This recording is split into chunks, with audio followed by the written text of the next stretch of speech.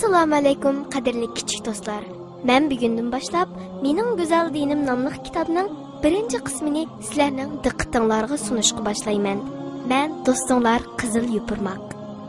Bismillahirrohmanirrohim.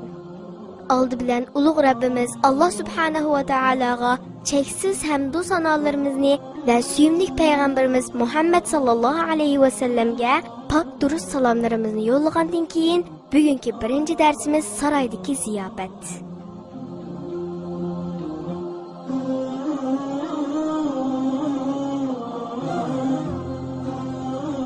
Saraydagi ziyofat. Nihoyat boy bir podshoh bor ekan. Podshoh boyligini va saltanatining kattaligini kishilarga ko'rsatmoqchi bo'pti. Bu maqsadda cho'ng bir saroy bino qilibdi. Saroyning hujralarini qimmatli go'har va ziynat ashyolari bilan bezabdi. Dasturxonda isil nozu ne'matlarni tizibdi. Ondan insonlarga o'zini tuntish va saroyga kelganda rioya qilishga tegishli qoidalarni o'rgatish uchun bir elchi tayinlagandan keyin insonlarni saroyga taklif qilibdi. Elchi kelgan mehmonlarga yo'l boshlab saroyni aylantiribdi. Podshoh tayyorlagan taomlar va sovg'atlarni taqdim qilibdi. Ondan mehmonlarga podshohni tuntishga boshlabdi. Ey xaloyiq, bu saroyning egasi bo'lgan podshohimiz saroyni va ichidagi narsalarni ko'rsatish orqali o'zini sizlarga tunutmoqchi. Sizlarga bergan ziyofat va sovg'a salomlar bilan o'zining sizlarni qanchalik yaxshi ko'rganligini ifodaladi. Sizlarmi uni yaxshi ko'ringlar va hurmat qilinglar. Adabsizlik qilmanglar. U sizlarga tarqitib bergan hadiyalar bilan o'zining intayin mardligi va mehr shafqatlik ekanligini ko'rsatdi. Sizlarmi buningga rahmat aytish yuzidan izzat hurmat qilinglar.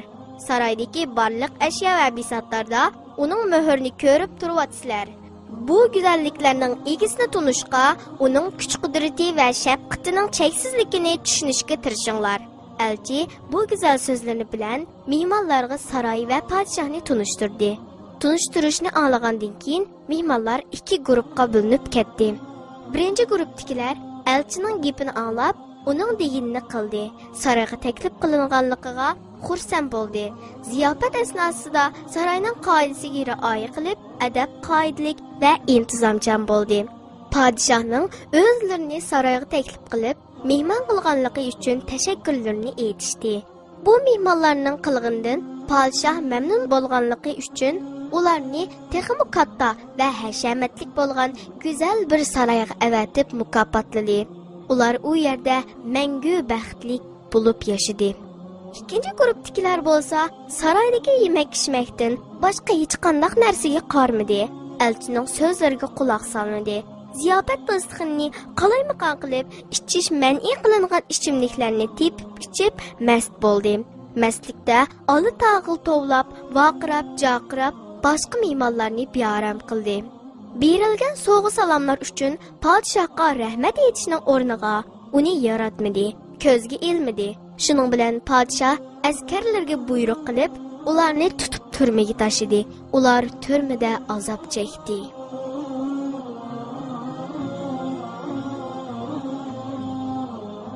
Umma qizim, bu hikoyani nihoyat go'zal o'qib berdingiz.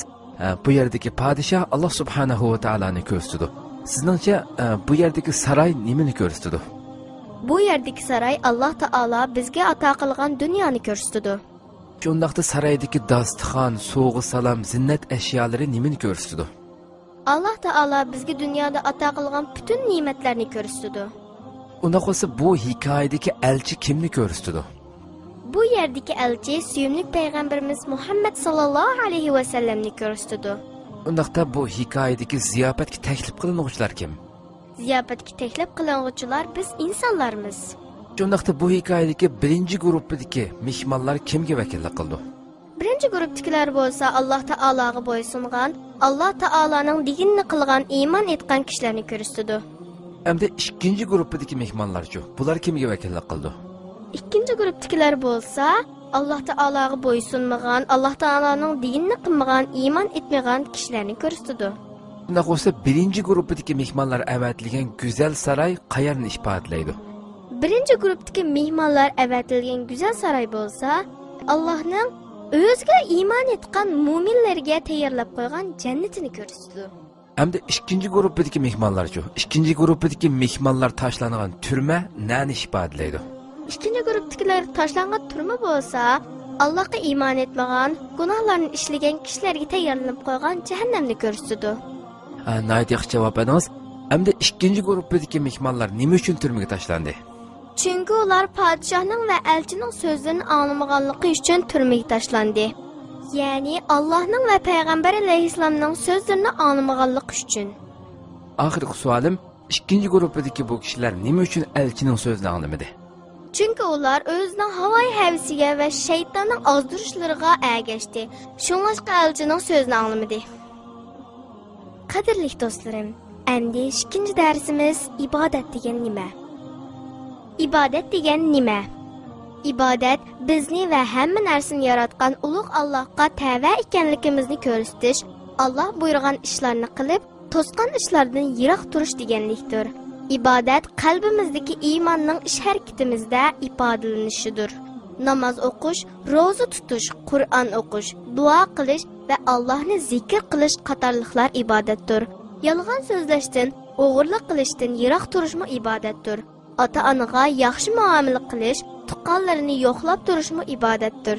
İnsanlarga yaxshilik qilish, yordam qilish, ularga keladigan ziyonning oldini olish ibodatdir.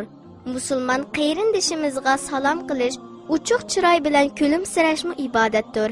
Ish qilib, Alloh rizosi, Allohni rozi qilish uchun qilingan har qanday ish ibodatdir. Alloh taolo mundaq deydi: "Aytqinki, mening namozim, ibodatim, hayotim va mamatim hammasi olamlarning Parvardigori Alloh uchundir." An'am surasi 162-oyat. Suyimlik payg'ambarimiz mundaq deydi: "Duo ibodatning o'zidir, ya'ni mohiyatidir." Bu hadis Tirmizida kelgan. Nimishqa ibodat qilamiz? Hayotimizning har daqiqasida son-sanoqsiz ne'matlar bilan uchrashib turamiz. Biz nafaslanayotgan havo, ichayotgan suv, yeyotgan non, rangi, purqi, ta'mi xilma-xil bo'lgan meva-cheva, o't-yosh ko'ktatlar, go'shini yeb, sutini ichadigan hayvonlar, bularning hammasi Alloh bizga bergan ne'mat va yaxshilikdir. Bir odam bizga kichikgina bir yaxshilik qilsa, xo'sh bo'lib ketamiz. Yaxshilik qilguvchiga ko'nglimizda amroq bo'lib, hurmat qilamiz. Qilgan yaxshiligi uchun tashakkur etamiz. Bizga biror vazifa topshirsa, xo'shallik bilan bajaramiz. Shundoq emasmi ya? Undaqda bizni yo'qlikdan bor qilgan, son-sanoqsiz ne'matlarni bergan Allohga rahmat etish va buyurgan ibodatlarni xo'shallik bilan qilish kerak emasmi? Ibodat qilsak, Alloh biz uchun yaratgan buncha ko'p ne'matlar tufayli uningga tashakkur etgan bo'lamiz. Ibodatlarimiz orqali ulug' Allohga bo'lgan e'tiqodimiz, muhabbatimiz, bandiligimizni, uningga tava ekanligimizni ifodalagan bo'lamiz. Shundoq qilsak, Allohning yaxshi ko'rishiga erisha olamiz. Alloh bizdan rozi bo'lsa, bizga dunyodagi ne'matlardan necha hassa ko'p bo'lgan ne'matlarni oxiratda berdi va bizni jannatda abadiy baxt, saodatga erishtirdi. Suyimli payg'ambarimiz mundaq deydi: "Turmush saviyasi jihatda sizlardan tovandikilarga qaranglar, o'zinglardan yuqoridagilarga qarmanglar. Bundaqda Alloh sizlarga bergan ne'matlarni xor ko'rmagan bo'lasizlar." Bu hadis Muslimda kelgan. Alloh taolo mundaq deydi: "Agar shukr qilsanglar, ne'matlarimni texmi ko'paytib beraman." İbrahim surasi 7-oyat. Qadrli do'stlarim, bugungi darsimiz kichikina bir hikoya bilan oxirlashadi. Kash. Bir balman kiydigan kash yo'q ekan. Buningdan ko'ngli yerim ekan. Bir kun yo'lda ketib etib, puti yo'q bir odamni ko'ribdi-da, o'z-o'ziga: "Allohga 100 ming shukri, mening kashim yo'q, ammo putim saq. Kashni olg'ili bo'ladi, ammo putni bo'lmaydi", debdi. Bu kichikina hikoyadan oldigan darsimiz ig'dorchiligimizdagi narsalarning qimmatini bilgandila, ondan Allohga shukr qila olamiz. Qadrli kichik do'stlarim, bugungi darsimiz mush yerda oxirlashdi. Yangi bir qitimliq darsimizda ko'rishguncha sizlarni Janobi Allohga